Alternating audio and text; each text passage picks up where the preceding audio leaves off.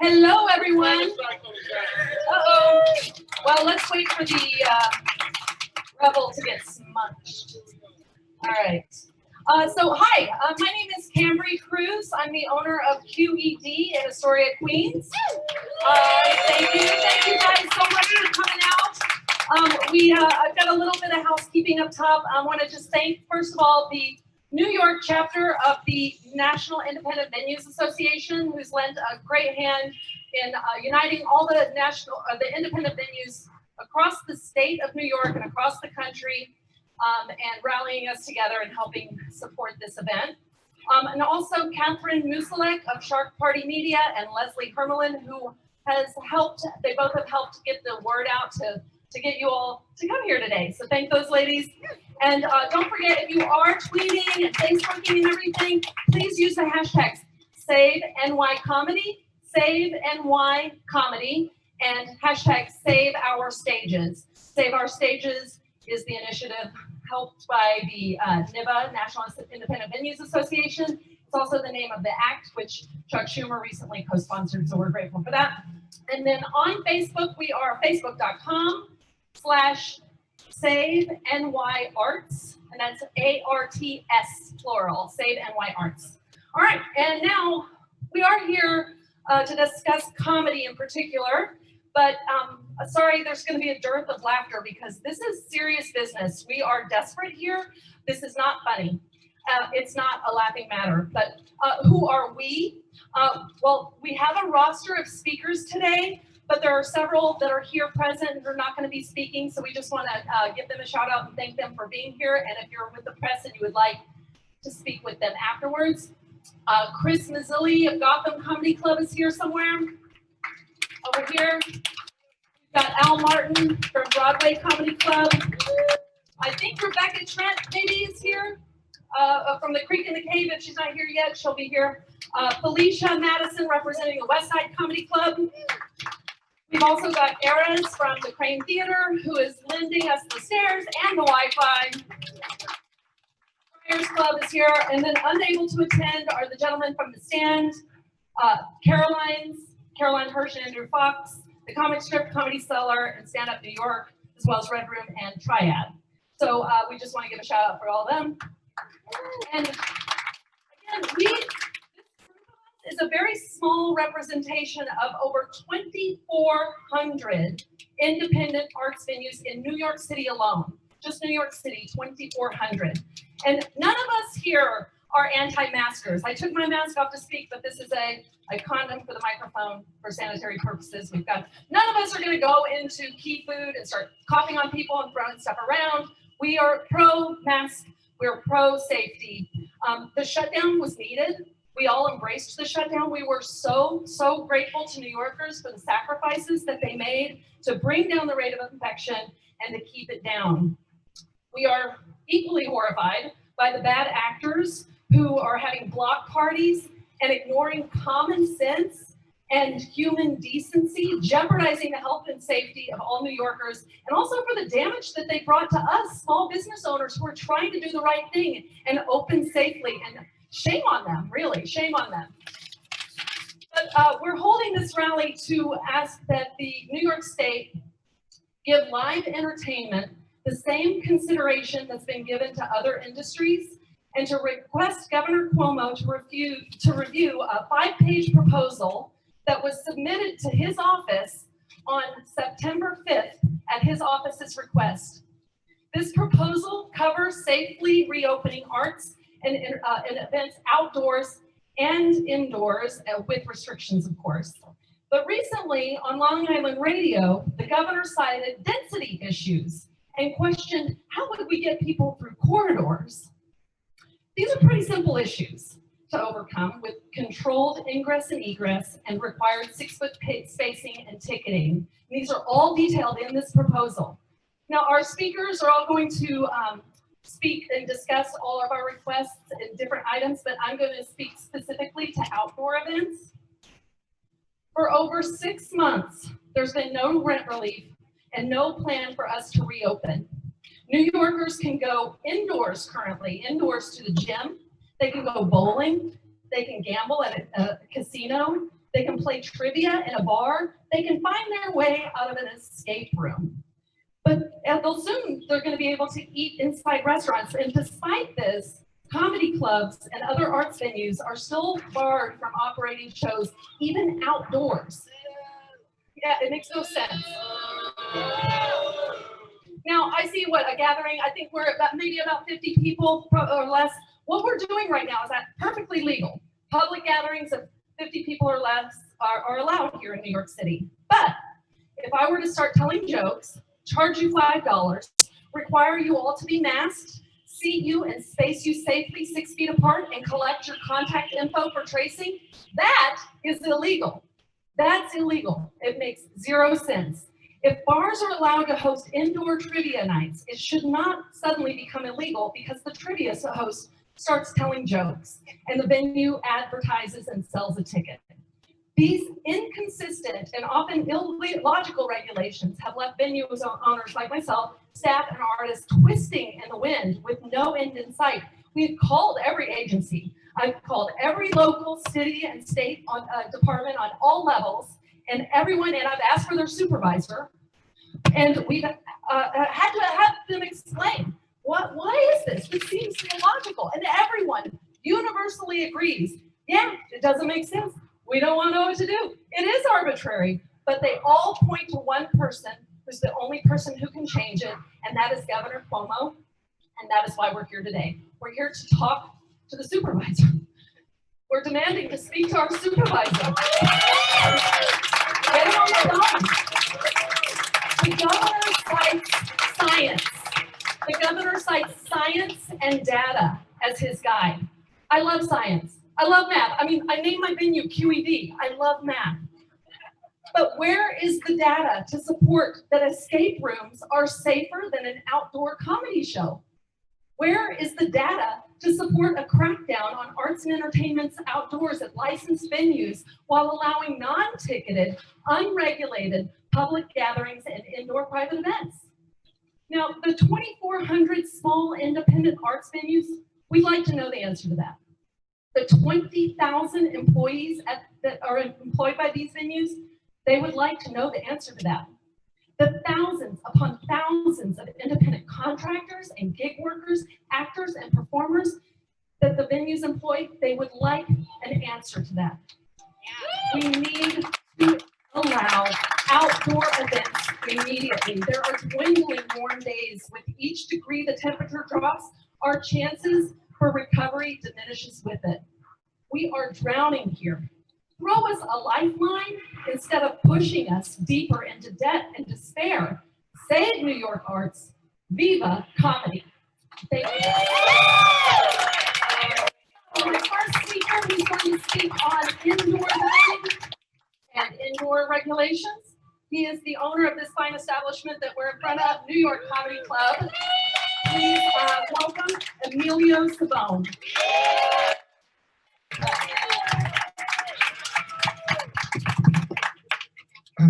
Unlike Cambria, I do not like math at all. Look, the key element here that we really want to get across is that, we want safety. We believe in safety protocol, and this isn't a matter of us trying to cut the line. It's not a matter of us trying to bypass some sort of rules. It's not like this is middle of April and we're out here shouting and yelling for our constitutional rights. We're asking to be considered. We're asking to actually be regarded. And we're asking for an opportunity just like every other business is being given. I want to walk you through what everyday life is like for a comedy club owner right now. We wake up in the morning, we check in with our staff to make sure that they're okay. We're making sure that they're getting their unemployment funds. We reach out to comedians to see if they're okay. We're making sure they're getting work. We're trying to help them get work the best way we can. We then look through our bank accounts, which are diminishing by the day. We're trying to figure out ways to make whatever minor loans we've received stretch as much as they possibly can. And mind you, these PPP funds that most of us have received, they're not meant to be loans. They're meant to actually help us pay our staff while we're open. So how can you pay your staff when you're not allowed to be open? So we have 24 weeks to do that, and those 24 weeks are up in November. And we're still not open. So that, in effect, becomes now a loan. A loan I don't want, a loan we never asked for, but nonetheless, it's a loan we have to pay back. And then we get hit with a $40,000 tax bill on Monday for some city tax that we have to pay with a loan that we are paying interest on. So again, none of this makes sense. And again, I want to be very clear. We're not asking to cut the line. We're asking to be part of the line. Because we are not part of it. And for those of you who don't know our industry, us comedy club owners can be pretty territorial. And within 1 hour, we were able to get all the comedy clubs together to be part of this initiative.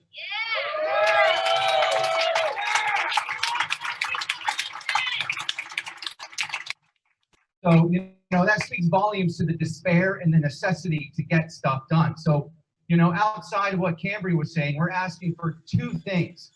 Okay, we're asking either to be allowed to open indoors with restaurants at 25% capacity, which means at our 24th location, we're allowed a whopping 16 people. Or at our 4th Street location, 37 people. And it's not just us. I mean, QED, I think, holds 28 people. Again, I'm not good at math, but whatever 25% of that is, 7? 28, okay, 28 with the 25%. So, you know, and most of the comedy clubs that we're here talking about don't seat more than 300 people. And, you know, we have supported the governor. We really, really have. In fact, we made up merch that said Cuomo sexual and how much we love Cuomo and all this cool stuff. And so we're asking for his support to let us be part of the dialogue, get clear guidance on how we can reopen safely at 25%. And we can do it by having people seated 6 feet apart. We can have plexiglass barriers along the stage. We can have it separating the guests and the patrons. We can do it safely, and we're not even given the opportunity. We're not even given the benefit of the doubt. And we're an industry that's very used to having to abide by strict stipulations. For anyone who's been to our 24th Street location, if you're outside, our security basically throws you inside because we're not allowed to have anyone on the street. So if anyone can make it work under strict stipulations, it is live arts entertainment venues, because we're already being watched with a watchful eye. And if we can't open at 25%, we also propose another alternative. Allow us to be open at 50%, and we won't serve liquor. We don't have to serve food. In that case, everyone can sit in their seats, have their masks on, and watch a show without having to consume food or without having to drink, without anything. So we're even open to giving up 60 to 70% of our revenue stream just to be able to sell tickets to have people indoors to watch live comedy. And what really frustrates me more than anything is that we have venues that we run and operate in states like Connecticut, and all we're getting from Connecticut is support. We're getting dialogue, we're getting guidance, we're getting a conversation, and we're literally pulling our comedians to Connecticut to have to perform in a field. Whereas we have plenty of fields in New York, we have plenty of rooms here, we have plenty of venues that can do this safely. So again, all we're asking for is to be given the opportunity to do this safely, because we 100% can. Thank you.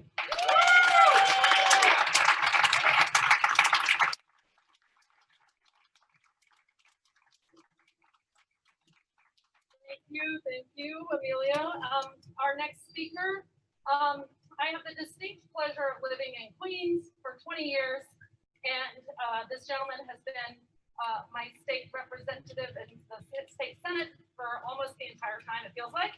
I first met him while I was volunteering at the Fortune Society, which works with formerly incarcerated and reintegrating into society. I was so delighted to see him there because I just knew that meant that he actually cared about the disenfranchised and the people in the community that are often overlooked. And so I ran up to him and introduced myself, and ever since I've been on his Small Business Advisory Council in Queens, and I'm so glad for him lending his support for not only comedy clubs, but for live arts and entertainment. And I would like to welcome our speaker, Senator Michael Gianaris.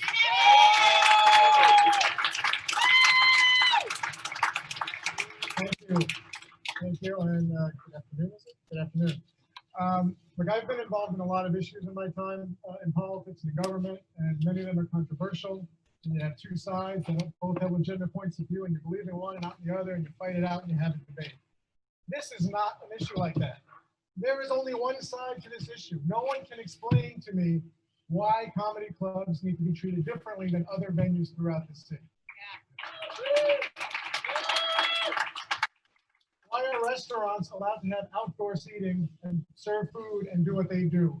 Why are bowling alleys allowed to be open and have people in there grabbing bowling balls and putting on shoes that other people wear, and they're allowed to do what they do because it is deemed safe? What is it about the fact that someone's standing in the front of the room or in the front of the yard telling a joke that makes it inherently dangerous? The answer is it's not. This is a completely arbitrary distinction. We have made strides in New York. We had a massive health crisis in the spring, and we have done a good job of getting that under control. But we are failing at the recovery. We are not paying enough attention to getting our businesses back, our small businesses particularly. And if there's a reason, by all means, we will all support the reason. We want to keep ourselves safe. But why is it that restaurants are not dangerous, bowling alleys are not dangerous, but comedy clubs are dangerous? Now, we had a meeting with the governor's top staff a little while ago, a couple weeks back, with a number of people who are here today, and it was very productive. I got to say, they were listening and they heard us, but weeks have gone by and we have not gotten anywhere. And if you ask the question, why is this happening? Why are comedy clubs specifically continue to be closed? No one can give you an answer, no one. I encourage everyone in the media, maybe you can get an answer where we can't, but ask the decision maker, why is it that comedy clubs are being singled out? Why is it that they're being treated differently when they can be just as safe as all the other venues that are allowed to open and operate? I think Emilio mentioned, we should be partnering with our small businesses to help them survive and get back on their feet, not put obstacles in their path for no good reason and put them in jeopardy. And that's what we've done. Last week, the governor made some comments. He said something about it's dangerous to have large arenas operating, which I certainly understand. Like, we shouldn't be having big concerts in Madison Square Garden, but this, with all due respect to Emilio on this team, is not a large arena.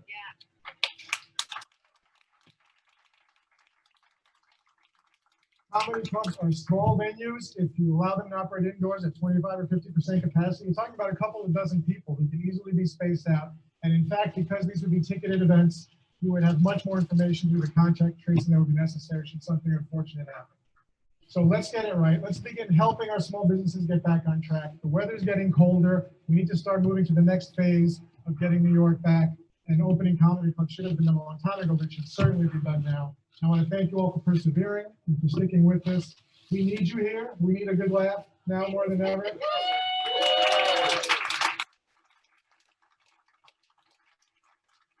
Just know you have many of us who will stand by you until this is done. Thank you very much.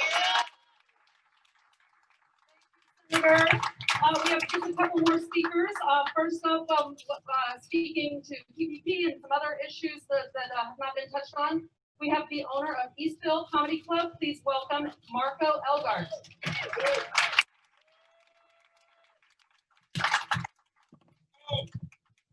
Thank you. Hey guys, how you doing? This is my wife Tia, partner, Tia Elgart, partner. This is really emotional for us.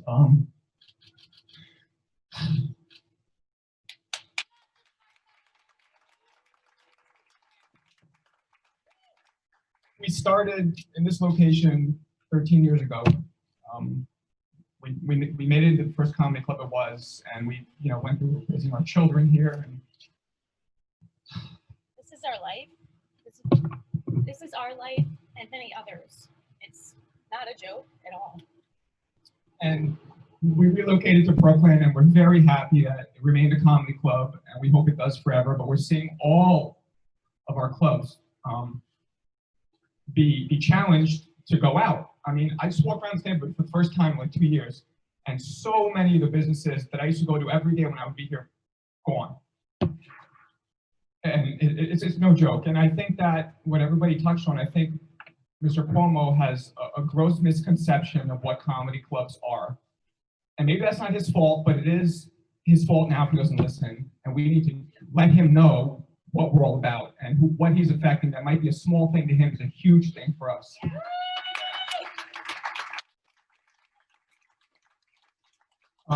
You know, we need financial assistance. The PPP was a great gesture, but for service industry businesses, it's based on your payroll. And service industry make money on tips.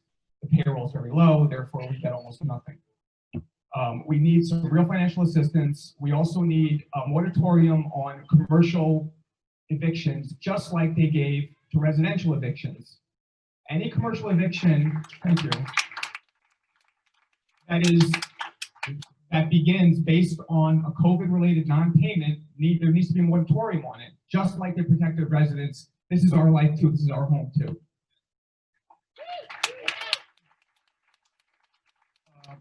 I think, lastly, you know, we also need to help out our landlords. There needs to be a mortgage forbearance for the landlords to help them out, with the caveat that they cannot charge us or collect rent for the months where they're receiving forbearance. That's just not fair. Yeah, and you know, I really appreciate everybody. Emilio, Camby, you've been amazing. Everybody here, thank you guys so much. Thank you.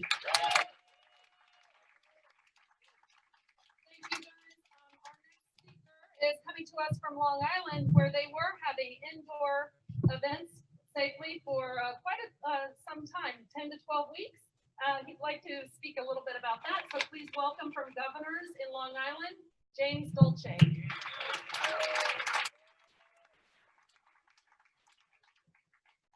Good afternoon, everyone. I figured we'd just say we did this for 12 weeks in Long Island. 12 weeks we were open, inside, outside. Not one case, not one trace of anything. We put some filtration systems in and some plexiglass, some moderations. It can be done. It can be done. The governor's got to just take a look at it and see that it can be done, because we proved it. Accidentally, we were open for 12 weeks, not realizing we shouldn't have been until we were notified. But it can be done, and it was done, and it can be done in all the comedy clubs. And it's a shame that it's not being looked at, not being looked upon as an essential.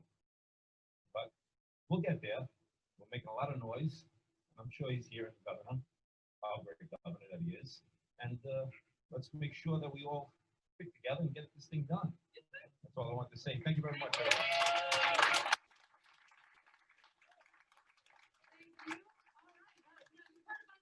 From the owners of the clubs, but the clubs would not be here if it were not for the talent that graces our stages. And yeah, thank you. Give it up for yourselves. Love of art, we love of comedy. Here to speak on that, we have two comedians. The first being, you know her from NPR's Ask Me Another. She actually also had her first solo show ever in New York City at under St. Mark's and one of Eris's places down the street. And that solo show ended up being a lot in her memoir, Screw Everyone, and in a couple of her comedy albums. So places like this are incubators for the future. Oh, the Rebel is very excited about that. The Rebel moped. Anyway, without further ado, please welcome Ophira Eisenberg.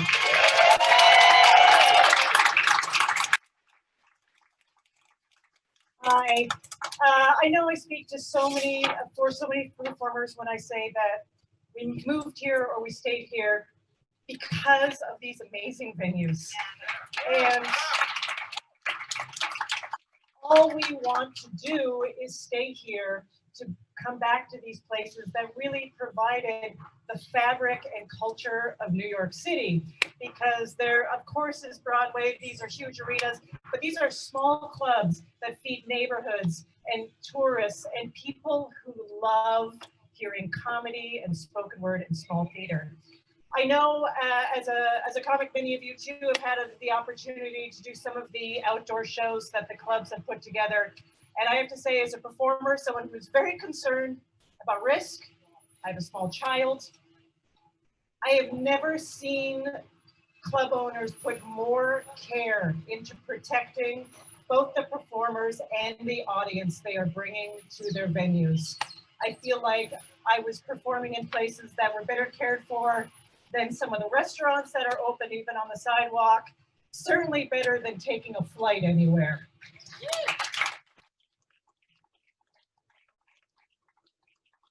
And I just think if you're going to open up a restaurant with 25%, where you have people gathered on tables and waiters and staff talking to them, you know, I need some clarification why we couldn't start also introducing a small stand-up show or related thing in a venue like that that is properly cared for.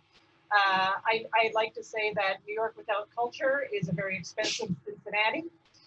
I would like to go back to being New York. And I also think that the club owners and the staff that wants to do this are not doing it because they just want to make money. They are putting themselves at risk. And so they want to create an environment that both thrives, brings us all back together, and is safe for everybody. And I support that, of course. Thank you.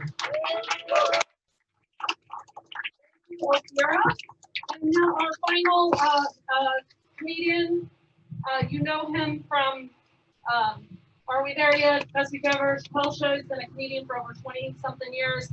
I know him because he never does the dishes when I ask him to. No, that's not good. He does. Please welcome to speak on metrics and other issues, our final speaker, Christian Finnegan.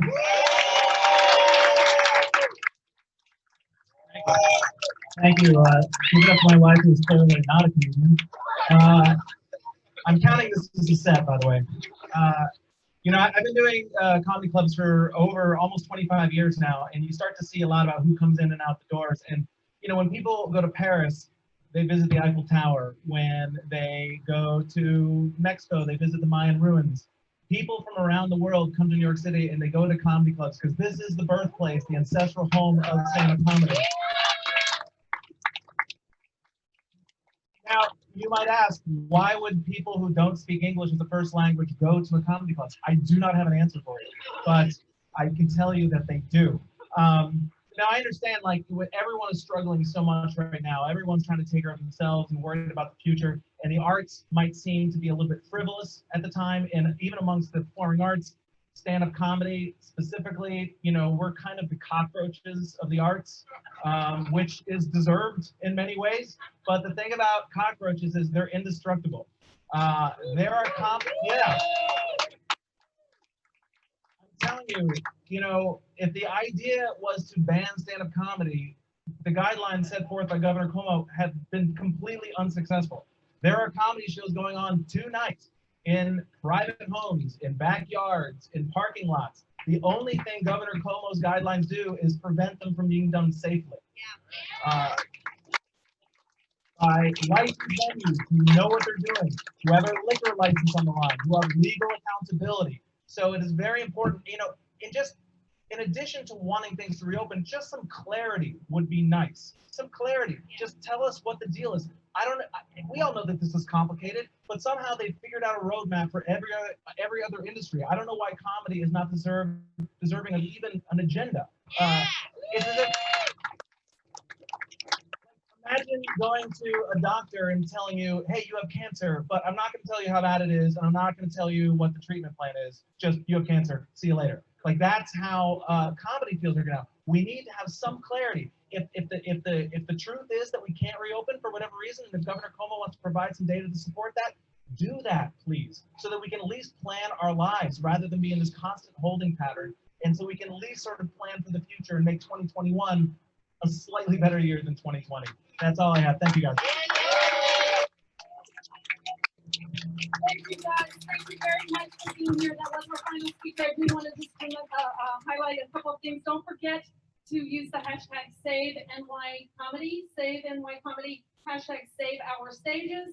And then also give the message to your local elected officials. And you can write a letter easily to anyone, your state and local representatives, and also to Governor Cuomo. I've made it easy for you, so all you do right now is pull out your phone right now and text to @ResistBot the word sign, S-I-G-N, and then a space, E-U-I, F like Frank, S like Sam, T like Tom. And I've got it on our Facebook page, facebook.com/SaveNYArts, A-R-T-S plural. So it's very easy to find. Share it, go to @ResistBot, you can write your own letter. But thank you guys very much for being here. If you guys are sticking around, if you want any quotes or whatever, we're happy to stick around and answer anything for you. Thank you.